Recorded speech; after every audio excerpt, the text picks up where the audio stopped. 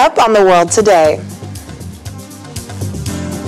The U.S. Senate confirms Amy Coney Barrett to the Supreme Court, sealing the foreseeable future of a 6-3 conservative majority in the top U.S. judicial body. Over 80 people wounded following a blast at a school in Peshawar, Pakistan. Plus, researchers say levels of protective antibodies in people wane quite rapidly after coronavirus infection.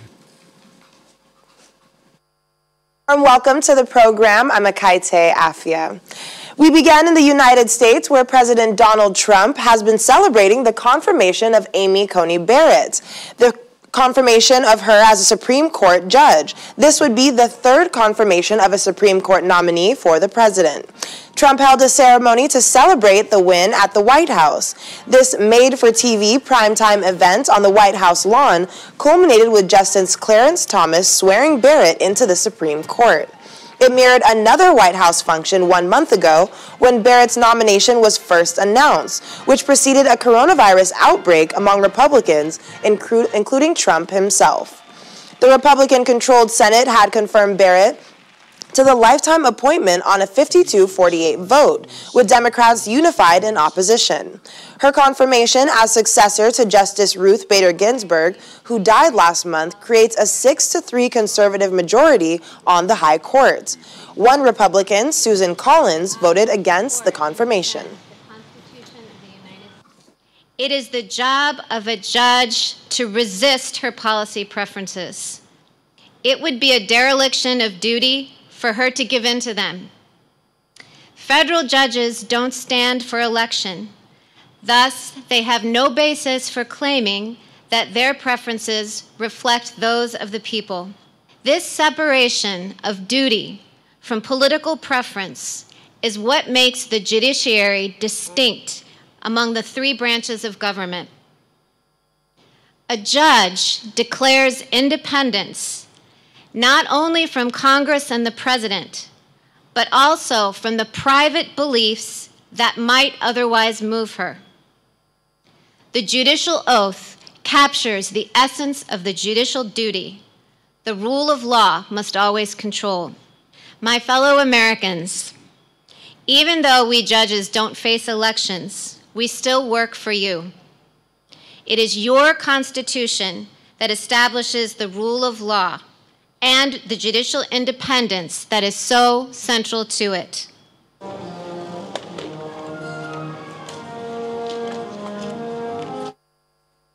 Presidential challenger Joe Biden has criticized the swearing-in ceremony for Amy Barrett, saying he understands why Trump wants to celebrate, but that it was inappropriate, given the number of coronavirus infections presently sweeping America. Meanwhile, back on the campaign trail, with more than 225,000 deaths from the disease in the United States since the pandemic began, President Trump's handling of the crisis has been a key issue. The president insists the U.S. has one of the lowest mortality rates in response to Biden's assertion that spikes are being seen in red states. Channels Television's Washington correspondent Maria Bird joins us now with more on this. Maria, welcome to the program. Thank you for having me. So tell us, apart from Republicans and the president and the members of the White House, how is the rest of America reacting to the nomination of Amy Barrett's confirmation to the Supreme Court? Well, I think many Americans, the whole process, I think they're a bit surprised about, just because of the fact that they were hopeful that we would have followed precedents, which is most likely when a president has this opportunity, they allow the people to make their vote. And so when we're right here at the brink of an election time, many people would have preferred that this wait until after the election.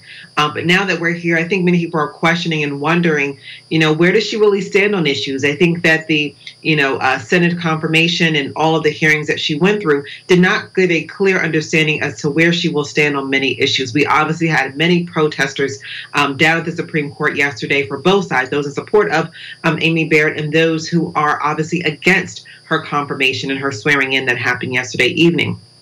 And so we're seeing a very split U.S. We're seeing, obviously, as this election season has been, very split and very divided. But we're waiting really to see where she will stand. There will be some very key issues down to the elections. Obviously, Roe versus Wade, health care will be coming up against the Supreme Court. And so she'll have some very key decisions to be made. And her vote will really be one that I think will be telling for America as to where she stands. I think people are still wondering, who is she? What does she really stand for? And how will she impact the court, despite the fact that she is one of President Trump's nominees? Well, speaking to you saying, who is she? Now, according to the Democrats, Amy has only had 2 years in private practice, never tried a case, never argued an appeal, and never argued before the Supreme Court, and also has never served as a judge until 2017. So they tout this as reasons that she's not qualified to be a Supreme Court judge. Can you tell us what are the criteria for a position as sensitive and prestigious as this one? Well, typically there is a laundry list of, accomplishments by someone that is nominated for this position. But again, according to the Constitution, this is a nominated position by the president, and this is then confirmed by the Senate. And we know that the House and the Senate, we know that Republicans were very much in support of her. And so that is how she made it through. And as you mentioned, she has been a judge, even though it's only been for a few years.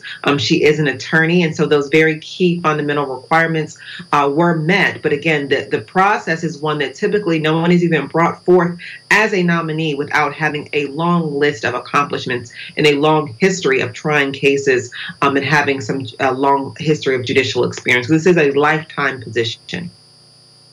Well, looking forward, it is days now to that moment in history when either Donald Trump is reelected as president or Joe Biden becomes president. So how are both candidates doing on the campaign trail?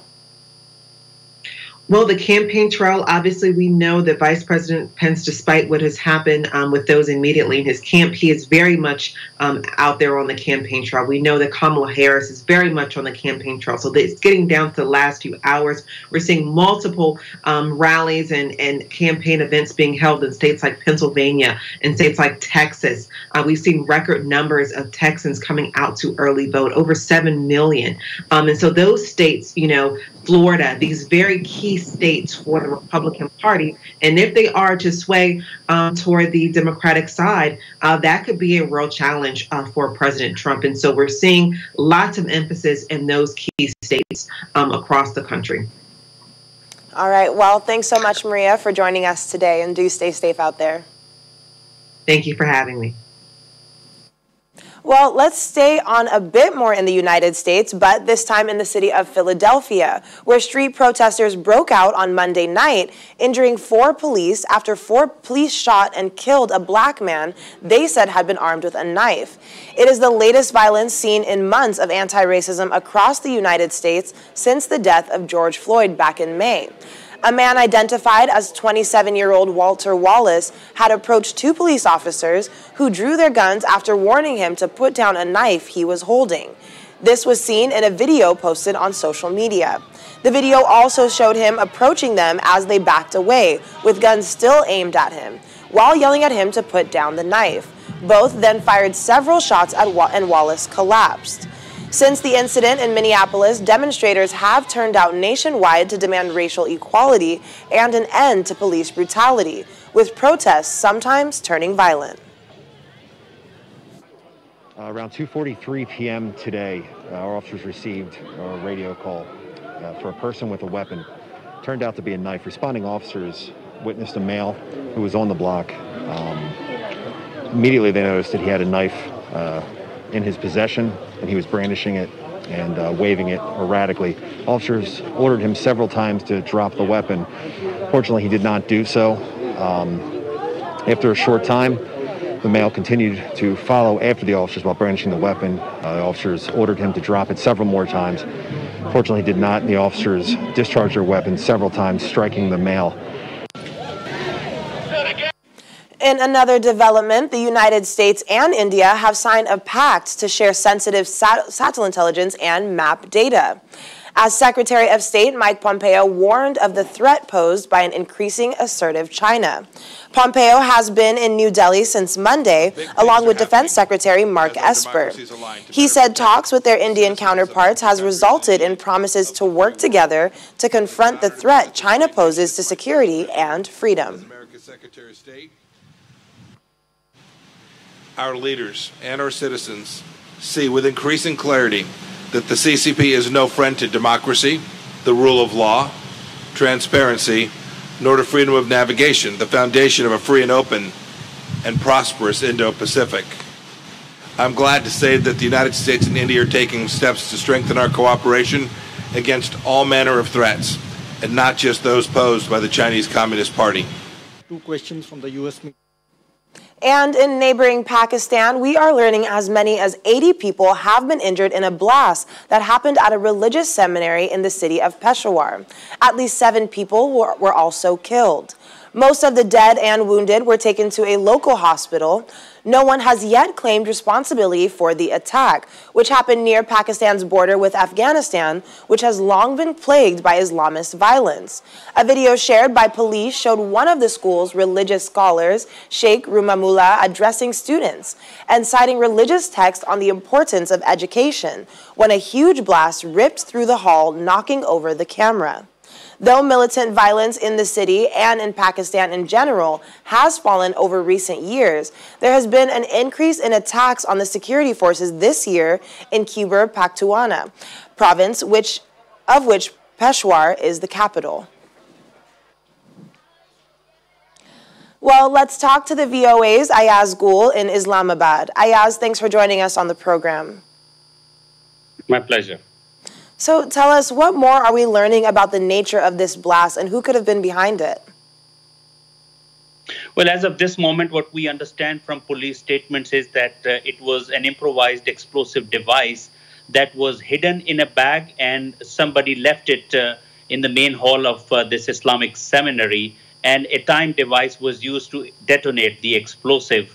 And obviously it caused, like as of this moment, the updated death toll is that at least 8 people have been killed and more than 100 injured, mostly students at the madrasa. But no one has yet claimed responsibility for the bombing. Well, so far there has been no word on an investigation. So is this being treated as a regular terrorist event?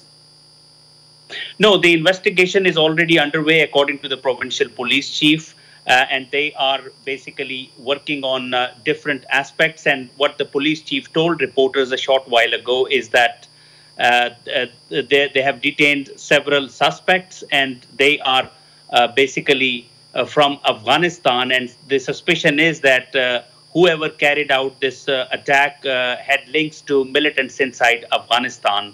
But it is not obviously a regular attack, because suicide bombings or any militant attacks in Pakistan for the past several years have significantly gone down. But this month, especially, if you study the month of October, we have seen regular attacks in southwestern Pakistan that killed like 16 security personnel earlier this month. Then we had 4 days ago another attack again in southwestern Balochistan province, killing several people. And now we have this attack in Peshawar. So there definitely is a wave of a new kind of attacks that has gripped the country and obviously has worried security forces and the authorities here. Well, can you tell us a little bit more about why this target? I mean, the religious seminary could have been the target by these terrorists. Well, there are 2 aspects that police say they are looking into, and one is that it could be once again an incident like Pakistan witnessed back in 2014 when a military-run public school was targeted by militants, and at least 150 people, mostly school children, were killed in that attack, and that really terrorized the country and created a lot of panic across Pakistan. So it could be a continuation or maybe another series of such attacks, might have been planned in the country. But the second aspect that the police is looking into, that this religious seminary, basically most of the students are from Afghan refugee families. And even the religious cleric who was shown in that video is also from Afghanistan. So the suspicion is that internal militancy or militant rivalry in Afghanistan could have been, the reason for this attack, and this religious cleric might have been the target of the attack by militants who are operating on the Afghan side of the border. All right, well, we'll definitely be keeping our eyes to see what they make of this investigation. Thanks so again for joining us, and do stay safe. Thank you. Still ahead on The World Today. What's the Dunhuang dance? Do you know it? Well, I don't know it. Let's find out together after the break. Stay with us.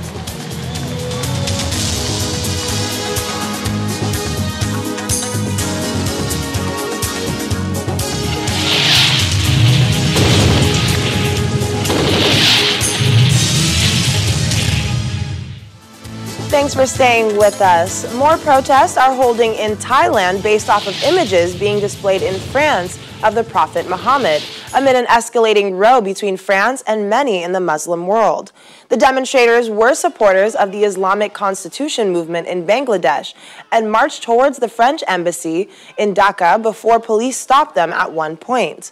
France has warned its citizens living or traveling in several Muslim-majority countries to take extra security precautions because of a surge of anger over cartoons of the Prophet Muhammad displayed in a French school.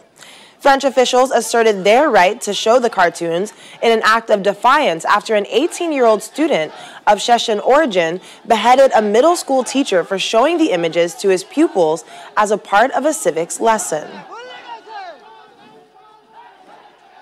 Meanwhile, the UN has condemned what it calls the horrific murder of the French school teacher Samuel Paty, who was beheaded this month by a suspected Islamist after he used caricatures of the Prophet Muhammad in a class of freedom of expression. UN High Commissioner for Human Rights Michelle Bachelet's spokeswoman Ravina Shamdasani told a UN briefing in Geneva the Human Rights Council had also passed a resolution that clarifies the difference between free speech and hate speech. First, no, of course, we unequivocally condemn this horrific murder of the French school teacher. And the High Commissioner certainly condemns. Over the years, in the Human Rights Council, there have been a lot of attempts to really define this issue much better. Some years ago, there was a push to, create resolutions on the defamation of religions. But eventually, this was quite well resolved in the Human Rights Council. And in fact, there was a resolution that was passed providing a roadmap and giving concrete ways to clarify where the line should be drawn between free speech and hate speech.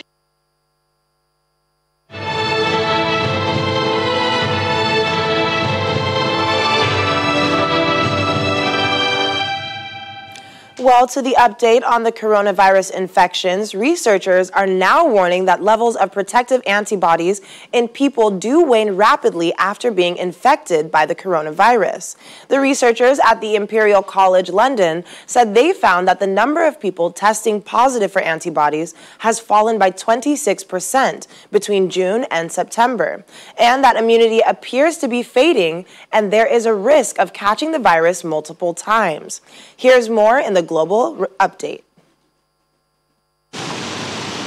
Scientists at Imperial College London have tracked antibody levels in the British population following the first wave of COVID-19 infections in March and April.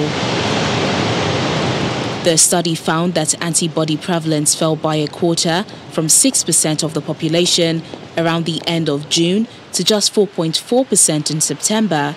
Experts say it raises the prospect of decreasing population immunity ahead of a second wave of infections in recent weeks that has forced local lockdowns and restrictions. Other coronaviruses have evolved to the point where they do survive and they do become seasonal. So we have a number of seasonal coronaviruses that infect people each winter that we've been living with for a long time. And one of the reasons they do that is that the protection the body develops against them can fade with time. So it is possible that this virus is becoming one of those viruses that might become a seasonal coronavirus. And I think the sort of evidence we're showing today is some support for that.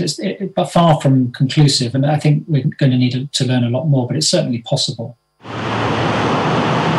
In other developments, Russia has imposed tighter restrictions to try to stem a surge in coronavirus cases, making the wearing of face masks compulsory in all crowded places, including public transport. Russia's consumer health watchdog also advises regional governments to close bars and restaurants between 11 p.m. and 6 a.m. The latest move comes as other countries across Europe report record increases in cases and impose stricter measures. In Italy, protests have broken out in towns and cities against a new round of restrictions. The Italian government has ordered bars and restaurants to close by 6 p.m. and shut public gyms, cinemas and swimming pools to try to slow a second wave of coronavirus infections. Officials in Belgium have warned that the country might be put into a second lockdown amid fears that the health system is about to be overwhelmed by a spike in COVID-19 infections. 10 hospitals have asked doctors who have tested positive but shown no symptoms to continue working. And finally, medical workers have staged a protest in Madrid, the first of a series of one-day strikes across Spain to demand better working conditions. Holding banners reading, "Let's save healthcare," health workers stood with crossed arms in front of Madrid's parliament in a symbol of defiance. The strikes are to be held on the last Tuesday of every month.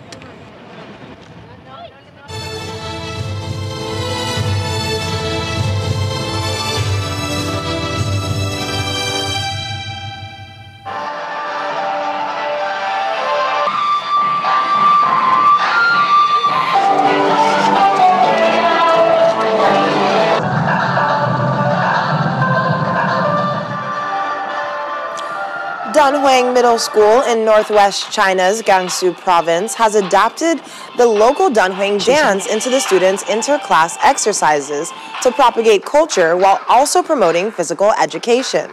Their exercise dance drew inspiration from the iconic figure of the flying Apsara found on the murals of the Mogao Grottos, a 1,650-year-old UNESCO World Heritage Site, home to more than 2,000 colored sculptures and 45,000 square meters of murals in Dunhuang.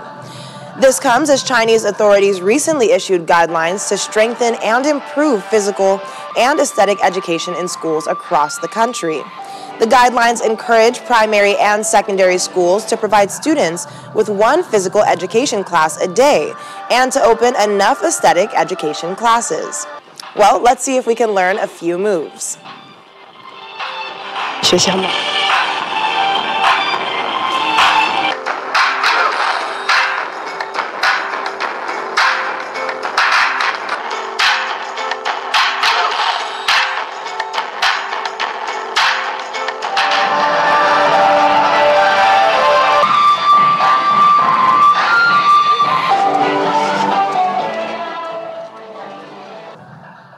Well, I don't know if I'll be trying those moves, but I hope that you guys do at home. Have a great rest of your evening. I'm Akaite Afia. Stay safe.